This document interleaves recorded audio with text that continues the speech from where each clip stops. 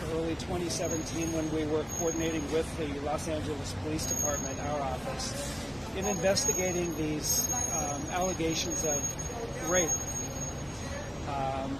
by the suspect at that time, Mr. Masterson. And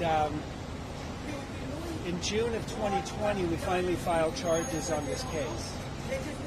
And on May 31st, we had a jury come back, return a verdict of guilty on two of the counts, on counts 1 and 2, and deadlocked on the third count with an 8-4 vote for guilty.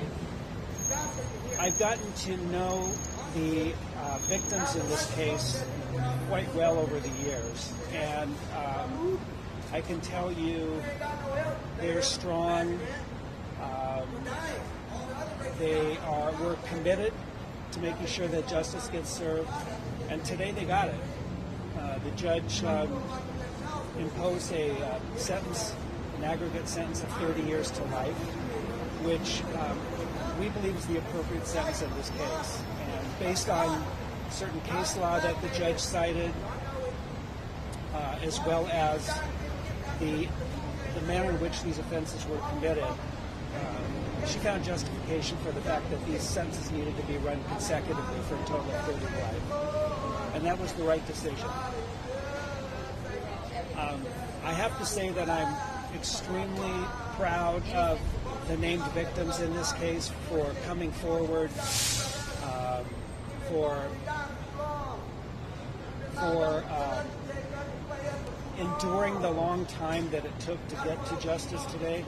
But I was so happy to see them in court when they were able to get up there, give their impact statements, and have their voices be heard, and to be able to express themselves on the significance of the impact that the crimes had upon them. It was wonderful to see, and this is a day for them. This is a moment for them. And I'm just very pleased. I also want to thank the jury in this case, in this second trial. They were able to overcome a lot of the preconceived notions and the rape myths that you sometimes see, and the delay in reporting, which is so often the case in these types of cases. They were able to come together and understand that those things can happen, and yet crimes are committed. So I'm very proud of the jury in coming through and rendering the right decision. And then lastly, our team, Ms. Anson, Ariel Anson, we brought on board another colleague, Deputy District Attorney Ethan Milius, to come in and assist, and his assistance was invaluable. And so we were able to ultimately present the case to this jury, and they got it.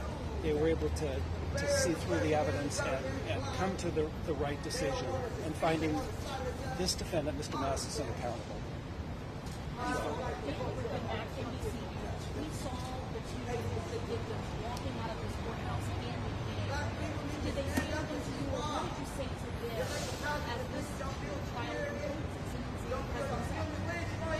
So I did not get a chance to see them coming out. It does not surprise me that they're hand in hand. They have been together in this fight for some time.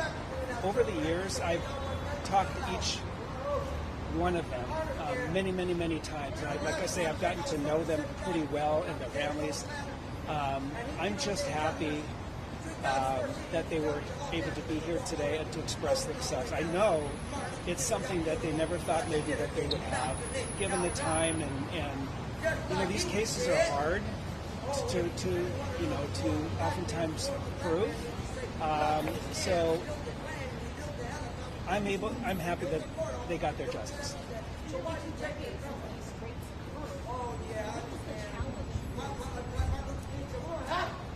Well,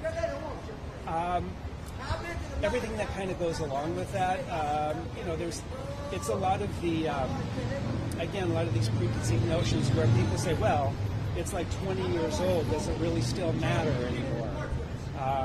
It's 20 years old. Why didn't she say something sooner? But that's where it's important for us to make sure that we're able to convey to a jury that those things happen. That's not unusual, especially when you're dealing with rapes of a known offender or someone that you maybe have been in a relationship for some time. So you just have to overcome those obstacles and get the jury to understand that just because it's a delayed reporting, even if it's been 20 years, it still matters. A crime still happened, and somebody needs to be held accountable, despite the length of the time. Can you speak about the significance of just Church of Scientology in this case, and what, if any, interference you guys see from that victims of intimidation? I think the judge kept us very focused on what she believed and what we believed was relevant in terms of being brought into the case. Obviously, the church, since all of them were members, now former members,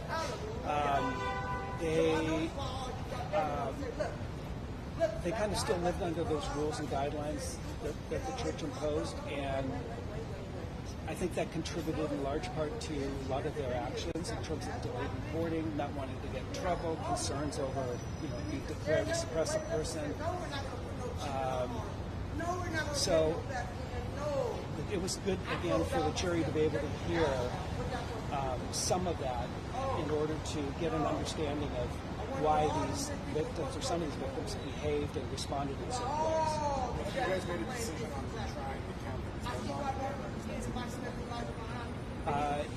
Yes, we will not be retrying.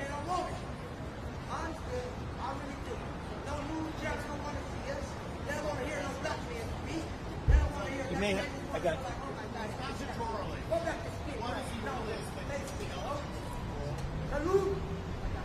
It's a good question. There is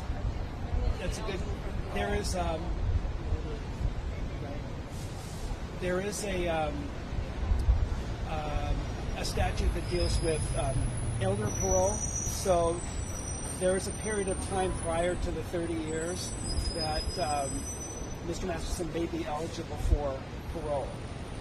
So I can't tell you exactly what that number is.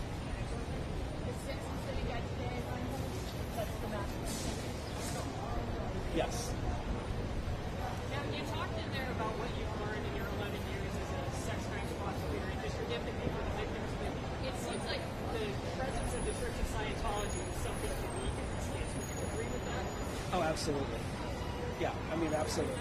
How did you deal with that in the second trial? I know there was an expert witness. So in the second trial, we, for lack of a better word, we retooled it a little bit. I mean, obviously the evidence was the same, but I think the manner in which we presented it, we kind of changed it up a little bit. We had a different expert testifying to the rapeness, but we also were able to bring in an expert with regard to the policies dealing with the Church of Scientology. So I think that probably had some influence in terms of corroborating much of what the victims had to say. Put out a statement accusing the judge of discrimination.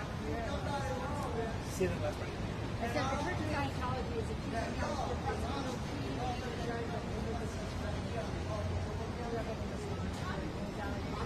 Yeah, there's absolutely nothing to that.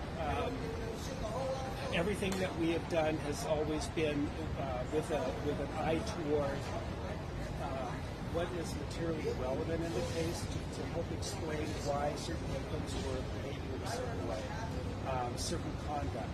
Oftentimes, if victims are concerned about coming forward and testifying, or have concerns about testifying on the stand, you explore as to why that might be. Is there some influence that is causing you concern to be there? And that's all entirely appropriate.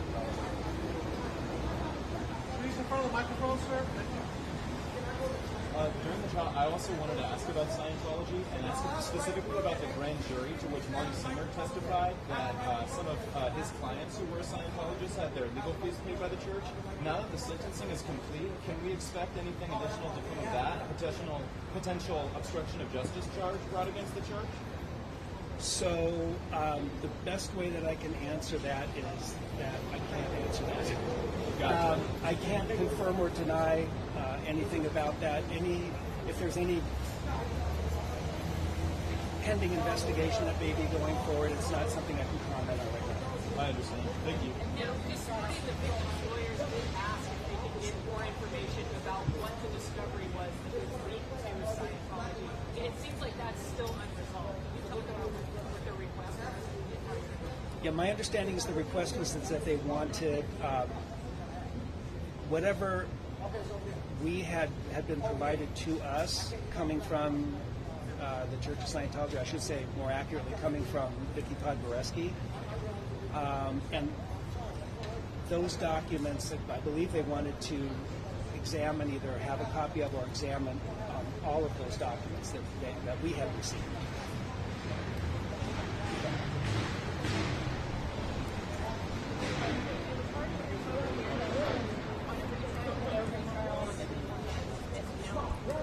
No retrial or dismissal. At the very beginning, could you please give your initial reaction to the decision today? I have a lot of different feelings about it. I am obviously, number one, I'm thrilled for the victims. I'm very happy for the victims because this was a day that they had been looking forward to, and they got their justice. It's a long time coming. That's first and foremost. But also being very thankful for the jury to come to kind of see through everything and recognize what the evidence is and that this defendant needed to be held accountable. So I'm very thankful for that.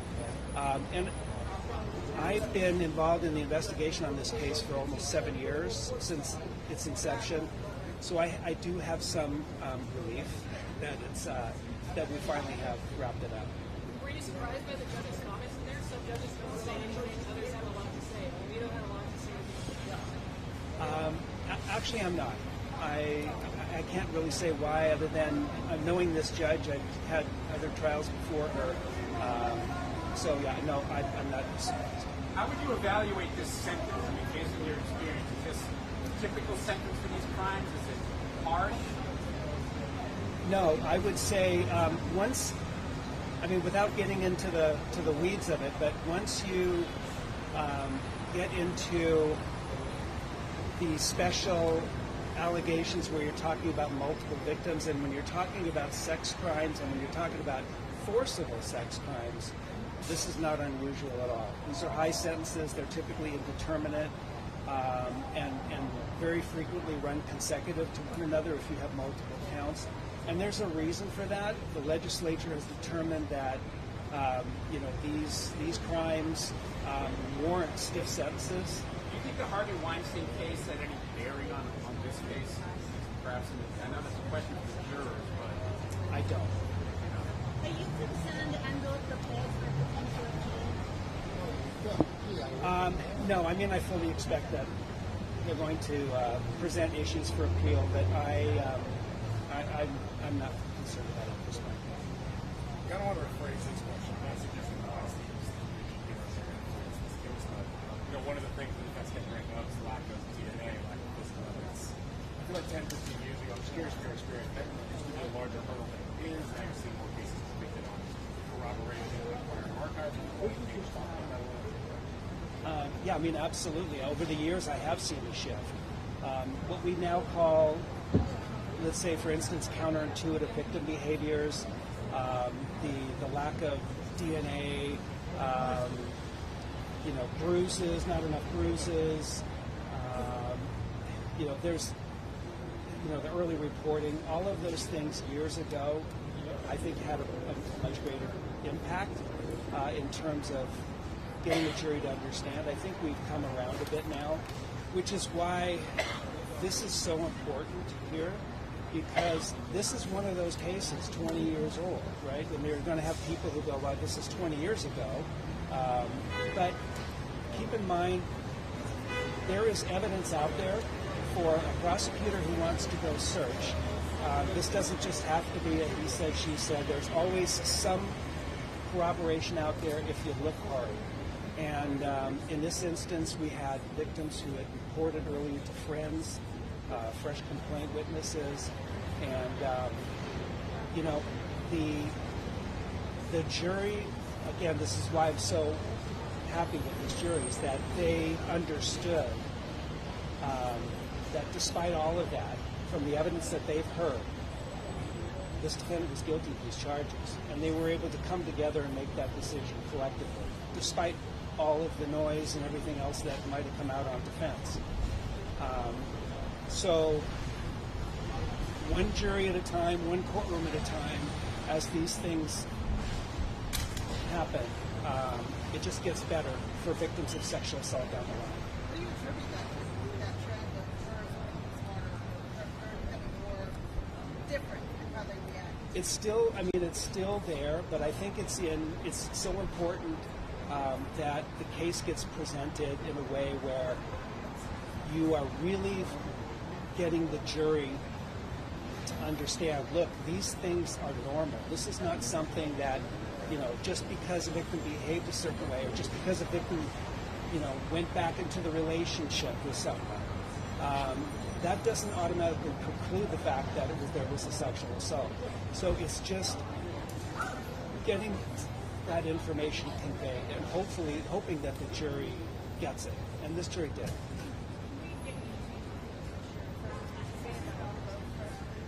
Sure. The first name is Reinhold, common spelling. Reinhold. Last name Mueller, Mueller.